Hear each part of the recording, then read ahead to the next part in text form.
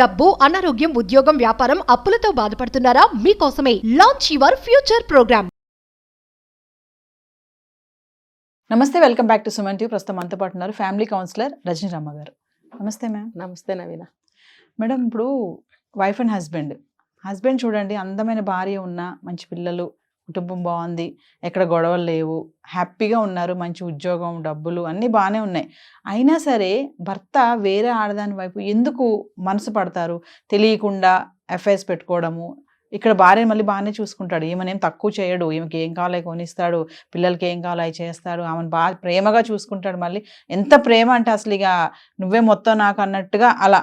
But ఇటు మాత్రం e-way ఉంటుంది, చాటింగ్ ఉంటుంది, ఆమెతో కాంటాక్ట్ ఉంటుంది. ఎందుకు ఇలా చేస్తున్నారు అంటే ఇప్పుడు ఒక పెళ్ళికి వెళ్తాము, పెళ్లి భోజనం సుష్టుగా 100 రకాలు తినొస్తాం. పెడుతున్నారు ఇప్పుడు 100 రకాలు పెడుతున్నారు. మరి లేకపోతే ఒక ఫ్రెండ్తో ఎక్కడికన్నా వెళ్తాము, ఎక్కడన్నా తినాల్సి వస్తుంది.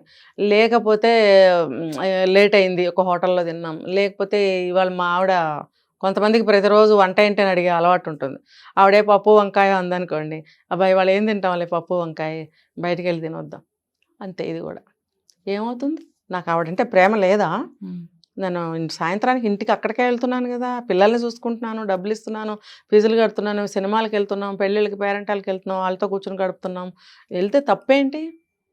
ఇందులో తప్పేముంది అనుకుంటున్నారు. అంటే ఒక బంధానికి ఇక్కడ విలువ లేదు. అంటే ఒక సామెత ఉందిలే, పండగ రోజు కూడా పాత మొగుడేనా అని. అక్కడ కూడా క్లాజ్ పెట్టారు. మరి ఇక్కడ ఇలా చేసే వాళ్ళకి ఏం క్లాస్ పెట్టాలి? ఇప్పుడు ఒక సంబంధం, అక్రమ సంబంధం పెట్టుకుంటే మరి ప్రతిరోజు వెళ్తారు కదా. మరి ఇక్కడ ఏ క్లాజులు లేవు అంటే తప్పేముంది ఇందులో? ఇంక కొత్తగా ఏమన్నా అంటే మనకి చట్టాలు వచ్చాయి, ప్రతిరోజు చెప్తున్నాయి. చట్టాలు ఎందుకు వచ్చినాయిరా బాబు, దేనికి వచ్చినాయి? అది ఎందుకు తెలుసుకోరు? అది తెలుసుకోండి ఫస్ట్. అది ఎవరి కోసం పెట్టారు, ఎందుకు పెట్టారు, ఏ సందర్భంలో పెట్టారు అని తెలుసుకోండి ఫస్ట్. అంతేగాని మీరన్నట్టు అందమైన కుటుంబం, అన్నిటికీ సహకరించే భార్య, అందమైన భార్య, ఆదర్శవంతమైన కుటుంబం నీకు ఉన్నప్పుడు ఎందుకు వెళ్ళాలి అని అంటే అక్కడ మీరు బంధానికి విలువ ఇవ్వటల్లా. తప్పేముంది అనుకుంటున్నారే తప్ప, చట్టాలు చేశారు కదా తప్పేముంది, 1కి 4 ఉంటే తప్పేముంది.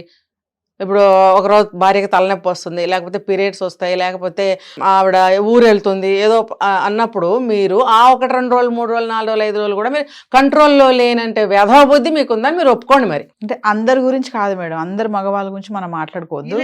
కొంతమంది ఉన్నారు ఎలా అంటే ఇంకా ఆ సుఖం కోసమే వెళ్తున్నారా అంటారా? అంటే అవతల వ్యక్తి ట్రాప్ చేస్తే పడిపోయి అంత వీక్ మైండా మగడిది అంటే? అంతే అనుకోవాలి. మరి నాకు ఒక ఆయన చెప్పిన విషయం ఏంటంటే, బాగుందండి ఆవిడతో, మరి మీ ఆవిడతో బాగోలేదంటే బాగుంది, బాగున్నప్పుడు మరి అక్కడికి వెళ్ళారంటే అది ఇంకా బాగుంటుందండి.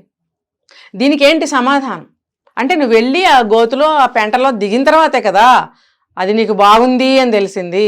అసలు నువ్వు ఎందుకు దిగాలి? ఎందుకంటే మీరు అన్నట్టు మగాడి బుద్ధి చంచలమైన బుద్ధి, నీకు బుద్ధి చంచలంగా ఉంది కాబట్టే నువ్వు ఆ రొచ్చులోకి, ఆ రొంపిలోకి, ఆ పెంటలోకి నువ్వు దిగావు. దిగిన తర్వాత ఇప్పుడు వంటలు 4 చేస్తారు, 4 వంటలు బాగుంటాయి. అందుకని నువ్వు రోజు వాళ్ళ ఇంట్లో తినొస్తావా? ఇంటికి వచ్చి నీ భార్య వండింది తింటావా? అర్థమవుతుందా? బాగుందని రోజు 4 పంపిస్తే బాగుండు వంటలు, లేకపోతే 4 ఇళ్ళకి వెళ్ళి తింటావా? ఇది కూడా అంతే. బాగుందని నువ్వు వెళ్తావా? లేకపోతే బాగుంటుందేమో అనుకుని వెళ్తావా? అసలు నీకు థాటే రాకూడదు. వచ్చింది అంటే అది నీ బుద్ధి మంచిది కాదు.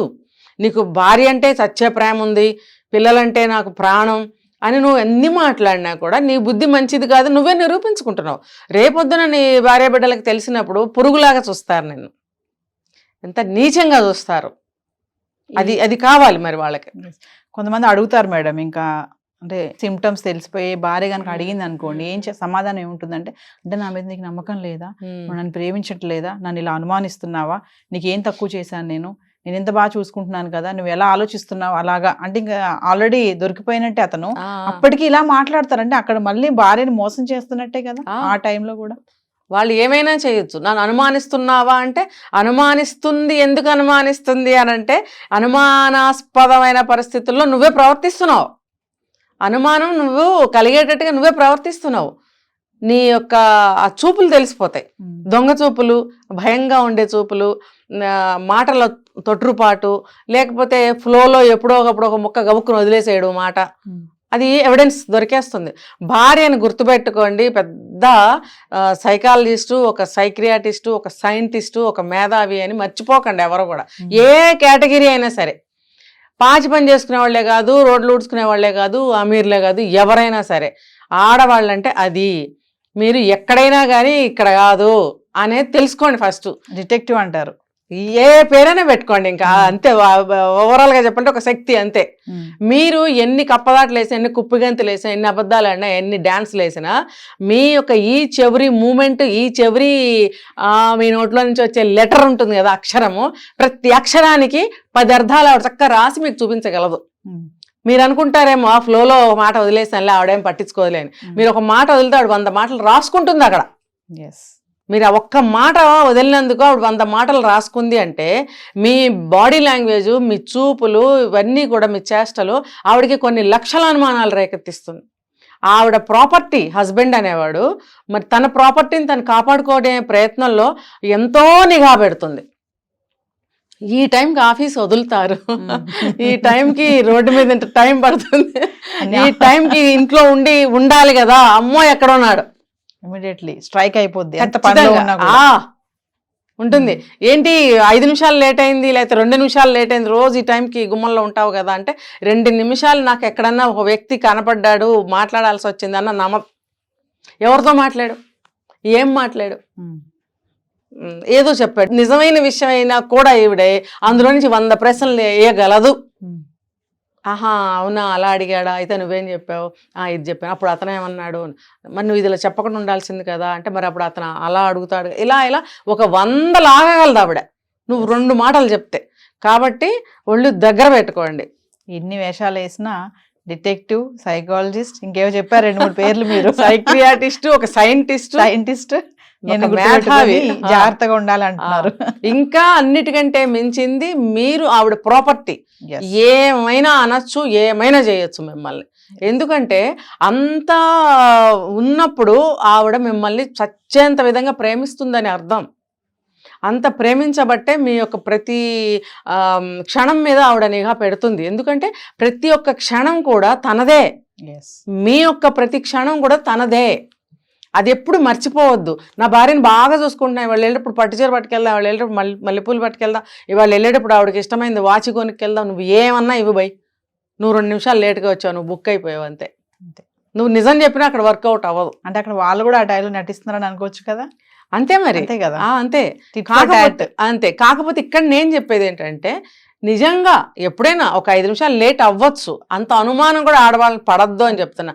కానీ అనుమాన పడవలసిందే, దీని అర్థం మీరే నిర్ణయించుకోండి.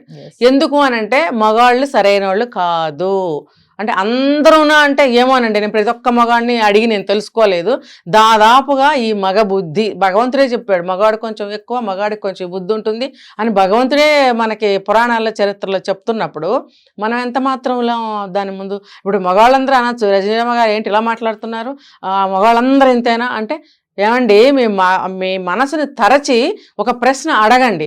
మూలనున్న మంచంలో ఉన్న ముసలాయన్ని కూడా పెళ్లి చేసుకుంటావా తాత అంటే, నాకు పిల్లని ఎవరిస్తారు అంటాడంట. కానీ నాకు ఈ వయసులో పెళ్ళేంట్రా, నోరుమూయంట్రా, పిచ్చి వేధవల్లారా అని ఒక్కళ్ళని అంటారా? అది ఒక్కటి చాలు నిదర్శనం మగబుద్ధి ఇది గురించి చెప్పడానికి.